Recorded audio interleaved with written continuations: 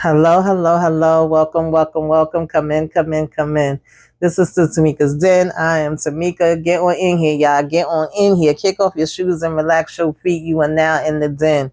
So, guys, this is my review recap. The Shy, Season 6, Episode 13, Legacy.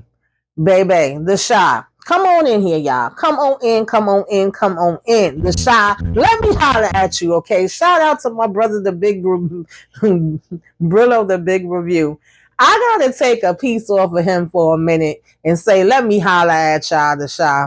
First and foremost, okay, y'all wanted to make up a story for Keisha and bringing in, you know what I'm saying, Nuck if you buck as the baby daddy. I get it. We all get it. We saw it coming. We seen the maneuvering, and you want to use the sickle cell story to do that. But baby, no. First of all, you needed somebody on your research team or somebody that has sickle cell to inform you so that you would know what the hell you talking about if you was going to introduce it into the storyline, because baby, this ain't it. Okay, that mess y'all threw up there, I ain't like it not one damn bit. As somebody that has the trait, me and all my siblings, my mother, my father have the trait, and my sister have the disease, y'all played yourselves. Second of all, you bring in sexy ass Leon as Alonzo, okay? You have him over here helping Victor get out of damn jail, trying to make a relationship with Rob, going over here, which I cackled at, baby. I said if he say that, I was gonna die. I said it last week, and baby, he said it. Okay, do this ninja got on my damn coat? Okay, Rashad was over here wearing his damn jacket, but you sat there and had him step to Duda and say how much he protected his damn family for him to get popped in the back of the damn car? Are you freaking kidding me? What? And you missed the opportunity to have him say, ain't nobody come here to see you, Otis. What are we talking about? Then I thought y'all was going to have Jamal break off Tracy damn back. No, you bring raggedy ass Lala back in here, a.k.a. Dawn, just for her to tell him, okay, I could give you a ride home. Then you have Raj show up and looking at everybody in Smokies like she want to do every single last one of them, only for her to end up coming back to pick up damn Dawn damn cousin. And then you freaking have the brat show up to Nina damn house to be like, oh, I knew that you and Dre broke up. I heard, girl, the streets is talking, and I seen that you deleted all the pictures off of freaking Instagram. Baby, we didn't want to see that. We didn't give a damn about Nina having somebody still coming around for her. I'm thinking that you was about to send damn Keisha there to tell her what the hell was going on with her damn grandbaby, and maybe she was going to give some support. I knew the raggedy ass pastor was down with Duda, so that wasn't no freaking shock. But Carvey, explain to me why your ass went over here to see Duda at his birthday party and was typing there with the damn laptop that the teacher gave you. Like, are you asking for Duda to just sit here and bully you? Meanwhile, speaking of Duda being nothing but a damn bully and being a freaking waste of damn space now and actually acting like he a little damn slow, it's his freaking birthday and he's still in his feelings, so he still don't want to be bothered with Bianca. He talking about, I just want to be alone, okay? And he freaking over here having a temper tantrum, breaking up damn Bakari damn laptop. Baby, I'm so sick of freaking Duda. Like, anybody, please, anybody, get him the hell out of here, okay? Emmett, you get dumber and dumber every damn episode. Ain't nothing new with that poor child. All we could do is pray for you because you ain't got the sense God gave. Wrote you as loose as a damn freaking box of damn rocks, unless we take them rocks to beat you in the damn head with it. Anyway, y'all, let's go ahead and get into this episode. Break it on down. Take it from the top. You know how we do. Oh, Jesus Christ, y'all. I'll be trying to hang in there with y'all. I really do. I really, really do. Okay, believe me when I say this. So Victor, okay, Mr. Victor Taylor, a.k.a. Trig, he is at the court hearing. They are telling him you're going to be let go, but you're on house arrest. Victor's asking, Alonzo, how the hell did the money get up so fast? Alonzo said, your brother Jake done came through with it. And it's like, what? Where the hell Jake getting this money from? Plus, of course, we did have to use your house as collateral. And he like, damn, and he tell him sorry. And Victor's like, nah, you had to do what you had to do. Okay, thank you very much. And Alonzo lets him know, like, thank me once you get out. Okay, cool. So, we going ahead to get up out of here, right? Now, we get over to Keisha. She's here at the doctor's, and the doctor's basically saying to her, like, after, he's not crying no more right now. He's calmed down, but Keisha's exhausted, and she just at this point wants some answers, want to know what the hell is going on so she can know how to move forward. All right, fine. The doctor come in there and say, well, after doing this blood work, we found out that it's sickle cell disease that he have, right? And Keisha's like saying, do we still have to have the father? And she's basically like, yes, because in order for, a child to have sickle cell, both parents normally have the disease. And, Keisha starts crying immediately, saying like, oh, this is a death sentence for my son. My son is going to die. And the one damn thing I am glad that the doctor said is no, it's not. People with sickle cell actually do live long, fulfilling lives. They just, needs extra care. And that with him having sickle cell, they want to do a full genetic screening or whatever, right, of both parents. And so they just want to be thorough, and they want to make sure, nothing is overlooked. Now, I'm not slow. I get the fact that it's better when you have both of the parents' DNA. Okay, I get that. And I'll get the point of you having that discussion with your partner and knowing their family history, both physical and mental, because most people just pay attention to the physical. But if, however, there is no way to get that other person's, we still can move forward because we now know that he has sickle cell disease and how to treat it. And it can be where either the mother just has the sickle cell or both parents have the trait. My mother and father had the trait, and my mom had 4 kids, and 3 of them came out with the trait and 1 came out with the disease. So why are we sitting here lollygagging just for a damn storyline to throw damn together and putting misinformation out here in these damn streets? It's irritating the hell out of me. Like, I get the point of the story and where y'all trying to take it, but again, y'all did not have to take it this way. Y'all didn't have to take it this way last week when y'all had her going to damn Fatima to have her search for the damn person that freaking attacked her to find his family's information. It was as simple as a damn swab and her doing a damn freaking DNA thing, family search thing or whatever, and she would have found the damn guy and his family that way if she really needed to. I'm just saying. But we always seem like we want to be going the extra mile to freaking find answers to shit. So nonetheless, that just was irritating me. It really did. We see that this is basically, of course, making Keisha upset or whatever, and is like, okay, I still need to be able to find the father. So now we get over here, Duda come downstairs, Bianca done got like this birthday cake, we saying happy birthday, we got candles everywhere, she dressed up and looking cute, and he like, I'm not really in a celebratory mood. She like, why not? He like, I got a lot of things on my mind. She like, okay, what about, what's going on? And he's like, oh, I just got a lot of things. I really just want to be alone right now. I don't feel like no company or whatever, please.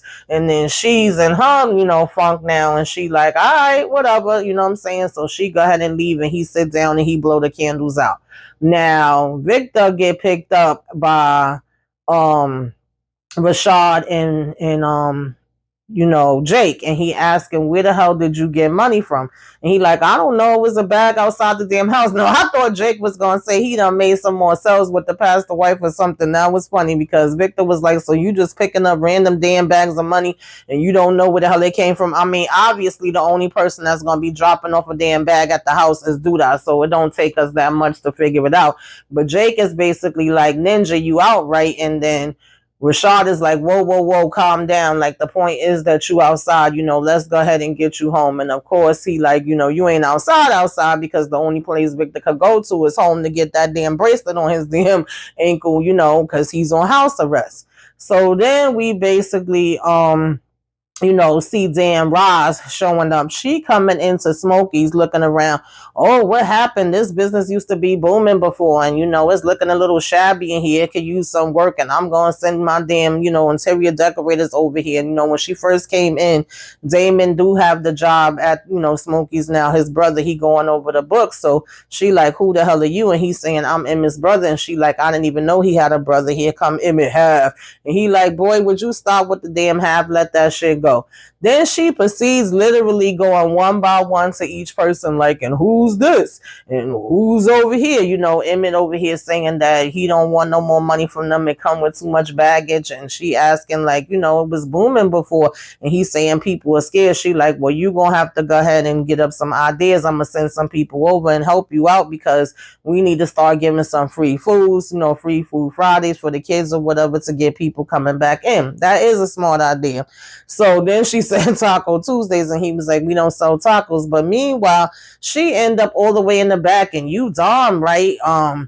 You know, and she's like, yeah, and I'm the one that be, you know, making the food. And then Dom gonna start adding in her 2 cents, like, yeah, because she said they need a bigger kitchen. Dom was like, yeah, we damn sure do, and we need more workers. Then Jamal come out, is like, who you? Oh, I'm Jamal, or whatever the case may be. You know, I'm working here now, washing the dishes. Nobody else want to do it. And she like, oh, ain't you the one that they let, you know, off with a technicality? And he like, yeah, I gave my life over to God. And she over here, oh yeah, amen, you got out, you know, in prison and gave it to God, and you washing dishes. So, you know, Emmett gonna say Rashard asked me to hire him, and you know, Jamal's like, I'm not no charity case. So then she go from them over to Dom cousin, who she already said, you know, she can't hear you, she deaf, she gonna sit there and try to tap the damn girl anyway. And she jump and move back, like, and she tell her, you know, I wasn't trying to scare you, I'm sorry. And she like, I ain't scared of you. So she basically starts doing sign language, and Roz is saying how she don't understand sign language. And she said, well, maybe if you slowed the hell down, stop mumbling and talk clearly, I could actually understand you. You know, she says that to Dom. To Roz in her sign language, and Dawn was basically translating what she was saying. So, you know, Roz says, well, I will definitely make sure that I speak more clearly. And then she said, well, you also could just learn sign language yourself or whatever, right? And Roz was like, well, maybe you could teach me. Basically over here flirting. And, you know, first she was flirting with damn Dom. So I'm like, she looked like she was looking at everybody like they was a piece of damn chicken. Now, in the meantime, we get this conversation between Papa and the pastor, where he over here telling Papa, like, you like being broke? And Papa's like, at this point, I'm just used to it. And he's telling him how he needs to start, you know, doing things to get money, and wanting to get money, and wanting to have the better things in life, because that's what God wants for him. And he basically said, he remember one time he was walking and saying, like, God, I'm so hungry. You know, if you make a way for me, I need something to eat, or whatever the case may be. I would never forget it, and all of that. And he found a crisp $100 bill on the floor, and he went and got him something to eat, and then got a silk shirt. So Papa's like, huh? Like, where the hell the shirt came in at, or whatever? If you hungry, you were supposed to just eat. And he's like, nah, that's the whole thing, because that let me know and taught me that I deserve to have the finer things in life. Not only did I want to eat, but I wanted to be able to put on nice things and dress apart too, or whatever the case may be. And so later it led him to walking past and hearing this pastor preaching, or whatever the case may be, and him going into you know, God blessing you for giving, and how they should give to him, and how, you know, you get more abundance and all of that. And he learned the old school way. This pastor took him underneath his wing and taught him, and therefore that's how he became into preaching or whatever. And he's like, oh, so you didn't go like to school for it? And he's talking about some, no, I learned the old school way. So I guess he's saying that he taking Papa under his wing and teaching him the old school way too. Meanwhile, Bakari's here with the professor, and he's reading his paper, and he's actually impressed with what he's coming up with so far. He's like, this is a good start. And Bakari is getting in his feelings, because he like, what do you mean start? And he like, yeah, everybody has to start somewhere. Like, it's still a lot more work to do. And Bakari's like, how much? And he's like, a lot. You know, you still got a lot to learn, or whatever. You're a baby writer. He was like, everybody starts somewhere. So at first, Bakari's like shrugging his shoulders, looking all down and pitiful. And he like, don't do that. Look up, you know, keep your damn chin high, whatever the case may be. Everybody started somewhere. I said it was good, because he's like saying, you know, oh, so you really don't like it. And he was like, you know, like I said, everybody was a beginning before. This is the writer's journey. If you really want to do it, then this is the way that it goes. But by the time I keep helping you, you're going to get even better. The good news is that you do have a voice, right? And you just need to tune it up a bit. So Bakari looked like he was feeling a little bit better once he said that. Then he turned around and gave him this laptop, and he like, oh wow, you gave me this laptop. He tells him, protect him with your life. And Bakari says, I will, but then proceeds to do one of the dumbest things later on in the freaking episode. We'll get there in a minute. So anyway, moving on from that, we basically had Emmett at the damn job, and his brother saying, yo, this is, y'all got a lot of revenue coming in here, the numbers is not right. He's like, does this include the Harlem location? And Emmett talking about some, I don't know, but the location numbers over there is good too. So he was like, well, you would think you would hear people were talking about it, and Emmett talking about something. Yeah, kind of was thinking the same thing, right? But doesn't make a difference. Money is money, and I'm not gonna turn down free money. And he was like, boy, it ain't no such thing as free money. I said, thank you, Emmett, brother. Damn it, man. He's like, even if you have an investor or whatever, you need to know what's going on. And Emmett's saying, why does it matter? And he's like, why does it matter? Because if you sitting here, that's like you're marrying into this. And, Emmett talking about some, I'm divorced. And he like, yeah, clearly. And you damn dumb. Like, how did you get this damn dumb, bro? And he said, well, I'm just trying to like ask you questions. Why are you trying to confuse me? And he like, I'm confused as how you could be this damn dumb. He like, you don't even know what's going in your own shit, bro. So he's like, well, Duda usually handles all of this or whatever the case may be. And his brother starts saying maybe he needs to go talk to Duda. And he like, hell no. He said, I can't help you if you're not honest with me. So if all the money can be accounted for, this could become a bigger issue, and the damn suits could be knocking. You got to be able to make it make sense. And so he said this gonna be like a temporary fix or whatever, but they still gonna have to figure out more things going forward.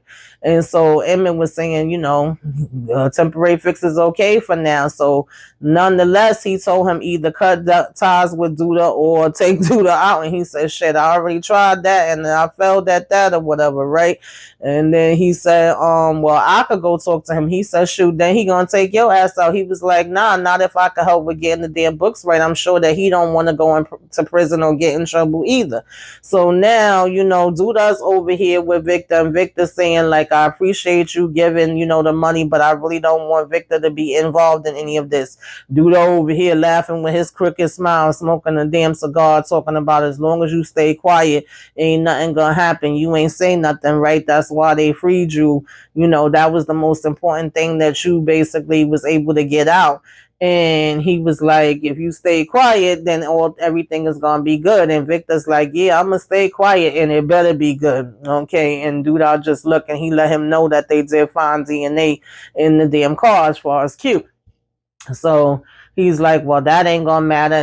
They ain't got nothing else. And as long as you got, keep your mouth shut, then everything will be fine. I say, yeah, okay, dude, if you say so, bitch. All right. Now,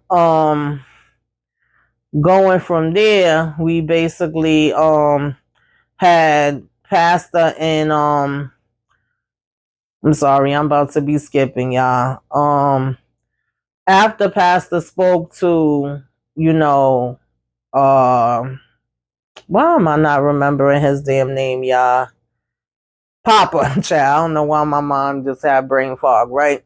After he spoke to Papa, Papa then went to Papa's pulpit and started preaching and basically saying like, I'm gonna need y'all to give me $5 a month. I know y'all may say, why are you going from free to now charging, but it helps me to be able to get more things to make Papa's podcast better, and then pulpit better and be able to do more things for y'all. And giving to me, blessing me is going to be a blessing to y'all too. So we'll see if he actually start getting the revenue in, right? He following behind what the pastor told him. In the meantime, Alonzo comes over to talk to Victor and is basically letting him know like, listen, they're willing to give you a deal. And he like, let me guess, but I got a rat on Duda. He like, I'm not no damn snitch. I'm not going to be out here snitching. And he like, well, if you don't, then your ass is probably going to go to jail. Okay, this is your way out. That's basically what they offering. And Victor was just looking. Now we over here and we damn giving a damn freaking Damien made his way over here to freaking Duda while he over here making drinks, and he's like, I'm Damien, I'm Emmett's brother. I've been over there taking a look at the books, and there's definitely some questions going on, some things that needs to be fixed. The numbers is off, and Duda's like, okay, I'll handle it, and he's basically saying to him, like, well, if you want me to, I can send you some digital options. It's my specialty. He's like, I can do peer-to-peer platforms with Venmo and Cash App and integrate them and, make things better for you and make it look legit and all of that. So Duda over here laughing, and he like, hiding money is a dangerous job. He started laughing, and he tell him, come over here, come over here, come over here. Let me talk to you for a minute, brother. Come on over. So he ends up, walking him to the door saying, you make the book make sense and I'll take care of the rest. And then he tells Duda, that's fine, I'll do it, but just know that I don't want my brother going to jail. And he says, well, I'll bail him out. He said it's not always that simple with the IRS. And then Duda's just looking, because Duda right now acting like he damn slow too. So, we go from there to basically now we are all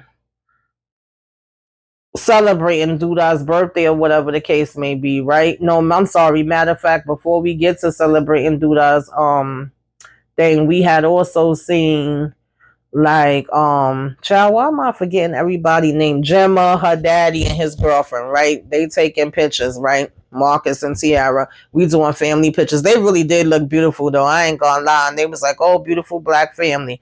So now later she says to him like, oh, I'm gonna pick out one of those pictures and send in a Christmas card. And he's like, oh, that's too serious, I didn't know we was doing all of that, I didn't sign up for that. And she's like, wait, what? She was like, why would that be a problem? Like, yeah, most of them are for us to have for ourselves and on the wall in our wallets or whatever, but I was gonna use some as Christmas. She was like, what are we doing here? And he's basically like, that seems like a serious step. But I'm like, how the hell is it serious? Like she said, I've been here with you in a relationship with you, playing mommy to your daughter. I'm playing all the roles of a marriage without it actually being a marriage. I didn't ask you for a marriage, but me sending out a Christmas card would be a problem. Like, what are you, ashamed of me? You hiding me? You don't want to show me what's really good? And he's like, well, what's the problem with you? Why are you getting so mad and offended by it? Like, yes, it's serious, and yes, I care about you, and no, I'm not trying to hide you and all of that. And she's like, well, I'm not here to play house, I'm not a damn dog. And she get up and walk away. So now Duda, he's sitting in his car lighting up a cigar, I should say, and Alonzo come rolling up and was like, yo, stay away from my client and my family. He's like, boy, I don't even know you. Who the hell is your family? So he like, ninja, who the F are you? So he was like, Robert is my son and Alicia's my ex-wife. And he said, well, then you should be there taking care of both of them, in your house or whatever the case may be.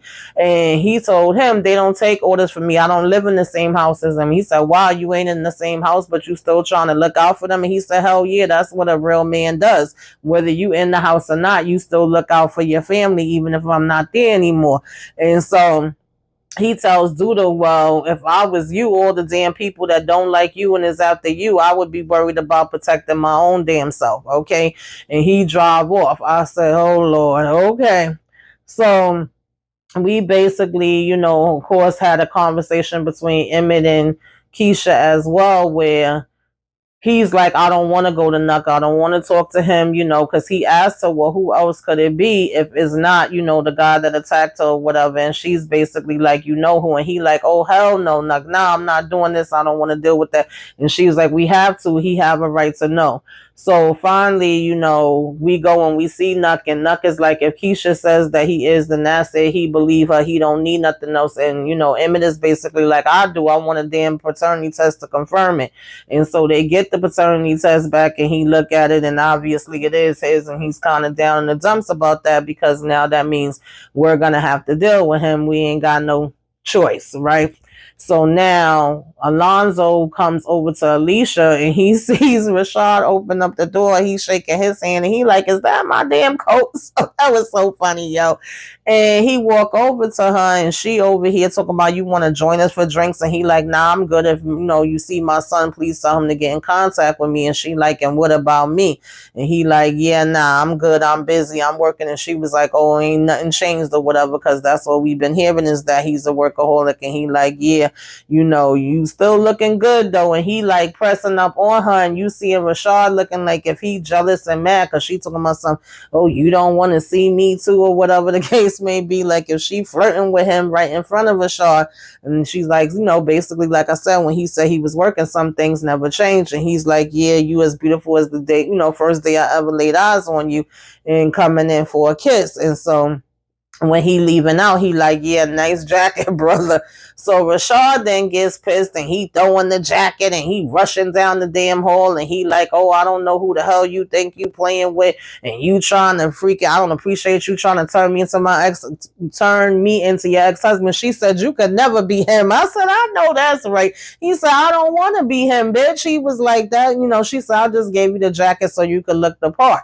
And he was like, well, I ain't trying to be in no damn movie. This ain't no movie. And she was like, everybody got to play and role, you know, a role in life, baby. And he was like, you think somebody playing with you? And he over here choking her and throwing her up against the wall. I'm thinking she gonna be like, Negro, if you don't get your damn hands off of me. She's talking about, yeah, baby. Yeah, baby. That's what I'm talking about. Harder. He's telling her, I'm my own man. And she talking about, yeah, there it is. That's that shit. And he like, you like that shit. And they start kissing. I'm like, what the hell is going on out here in the damn streets, Lynn Winfield? What is happening here, girl? Miss Alicia? So, child, oh, Lord, Father God. You know, so we basically then get to this round table with the fellas or whatever, where, you know, of course they come together, and I do always appreciate that they do this. You know, Victor can't leave, he on house arrest, so we doing it from here, and everybody's taking their turn. So of course Marcus talks about the disagreement he had over the pictures. They like, listen, a woman want to feel like she is, you know, acknowledged and claimed and all of that. And he like, I didn't think about it that way. And he's so used to being single or whatever. And they like, you need to talk to her about that, you know. Of course, Emmett tells them all about the situation with Nuck and, you know, Keisha's son having the sickle cell. And they like, oh, damn, man, that's a hard one. You know, sorry you're going through that. And at one point, Darnell was like, maybe this is a conversation that we want to have just alone as a family. And he like, nah. And they like, how are you feeling about him being the father? And he's like, I guess I got to deal with it. What choice do I have? You know, of course, Victor's bringing up the fact of him being on this house arrest and them wanting him to snitch on Duda, and us saying you could die snitching on Duda, you can die, you know, just by dealing with him, you can die if he wants you to die. Like, he could be coming after all of us that's in this damn room or whatever the case may be. And, you know, Rob was saying if I didn't miss him, then he would have been gone already. And they was like, if you didn't miss him, then you probably was going to be dead. So he does start to say, because this was Rob's first time joining the group, that he actually wants to make a relationship with his dad. And Victor's like, Alonzo has been a big help. He's been a great lawyer to him. If it wasn't for him, I wouldn't be out. And he was like, yeah, he always been a great, you know, lawyer. That's not really the issue, but being a dad was a different story. And Emmett is like, well, I could tell you from experience that it can start out real rocky, but as time goes on, it does get better. I do know what it feels like to, you know, kind of make amends and get together with your dad later in life or whatever, when it wasn't that way, you know, in the beginning. And they were saying everybody deserves to be forgiven, child. Oh, Lord, I should have known something was about to happen soon as they end up having that damn conversation. So, you know, we get over here to Duda's supposed birthday celebration with us saying he the best damn thing, you know, since sliced bread, and we care about him so much, and he's been so good to us. You know, he put money in our pockets and take care of us. And Bakari ass gonna talk about some, yeah, and keep his foot on our neck. And he's like, what? And he was like, oh, I said happy birthday. And he like, what? He like, I said happy birthday. And of course he come over there and smash up the damn new freaking laptop that he just got. Like, why would you bring that there? And the damn teacher was like, protecting with your damn life. And all he doing is sitting there looking like a damn sad puppy, because now it done got broke up. Like, either you should have never been at that damn party, or you should have freaking took the shit. I mean, you know, you shouldn't have brung that with you, Bakari. Like, come on, have more sense. So then he's out with Lene and, Jake and them or whatever, and he's kind of venting to Jake and telling him like, oh, I was writing this book and what happened. And, Jake is like, well, who else knew about it? And he's like, me, Lene, and the teacher. He like, you sure that's all? And of course, then he remembers my sister. And he like, well, your sister is kind of shady. And he like, come on, man. I know you feel a way about her. And he like, nah, you know her better than me. Like, who else would it be that could have said something that's common sense? So then they do their little, bop, bop, bop, whatever do, bop, bop, do that they be doing with their handshake. And Lene comes over like, come dance. And he like, nah, I'm not really in the mood. And then she talking about some, come spend the night with me tonight and you could sleep in my bed. First he was looking hesitant, but then when she said he could sleep in that bed and started looking like, he was changing up a little bit. Meanwhile, like I said, we get this scene that was mad random with the Brad knocking that damn Nita door, talking about, I heard Dre ain't around no more and I'm old school, so I figured I would just pop up and let you know whenever you ready, give me a holler. And she's like, okay, but please don't do no more pop-ups at my house. Either call or text or whatever, oh, I seen that you ain't got her on social media and whoop-de-whoop-de-whoop.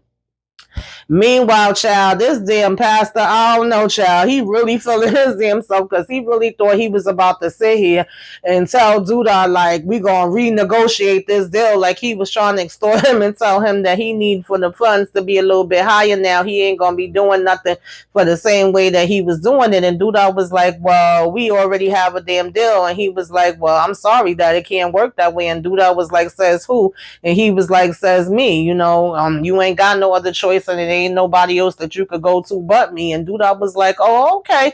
And he walked over there to him and started choking him up like a deal is a deal. If I say that that's what it's going to be, that's what it's going to be. Like he really tried to sit here and be like, I'm your only damn option. I said, Lord have mercy. So you dumb too, apparently, Pastor. Okay, a bunch of damn dummies.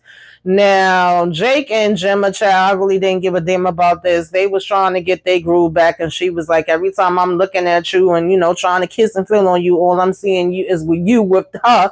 I can't stop seeing it. And he like, okay, well, what about you and damn, Brittany, what the hell is going on there?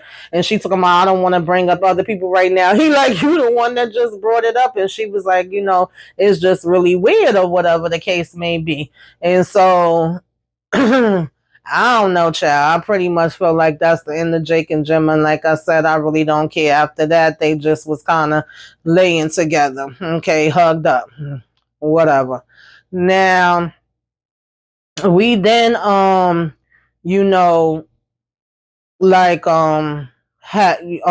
I told y'all about that part already with the damn brat showing up.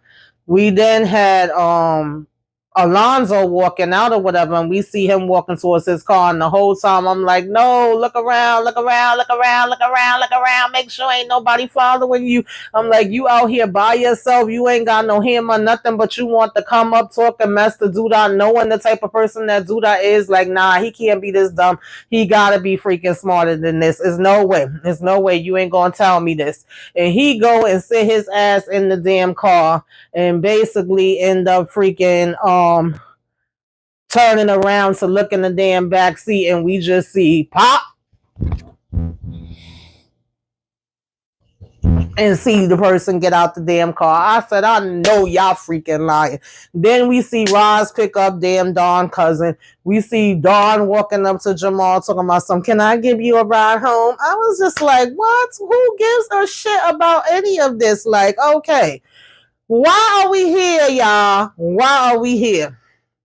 So now Rob just finished talk about having a relationship with his damn dad and getting a freaking second chance, and now he gonna be going to his funeral. So is this what's gonna make Alicia turn up even more? Because baby, where's the turn up at? Like, I'm sick of this shit. In meantime, Buck if you buck get to go over here to Keisha's son Ronnie talking about some, hi, you want to do a flip? Oh yeah, I'm your daddy. Like, is this about to make Nuck do something? Because if not, I don't want to see it and I don't give a damn about it. Honestly. And then you got freaking Emmett standing behind looking all sad and pitiful, and you got Keisha just looking like, where do we go from here? How did we get here? I wasn't supposed to be here. That's what it was giving, bitch. Okay? Oh, child, that was the episode, y'all. Put it in the comments. Tell me if you cared about any of these damn things. What you think is going to be happening next. Do you think anybody is going to freaking get dude I'm out of here, child? Let me know. Give me a wave. Let me know you came by. Put some flames up in the sky. Like, comment, share, subscribe. Till next time, y'all.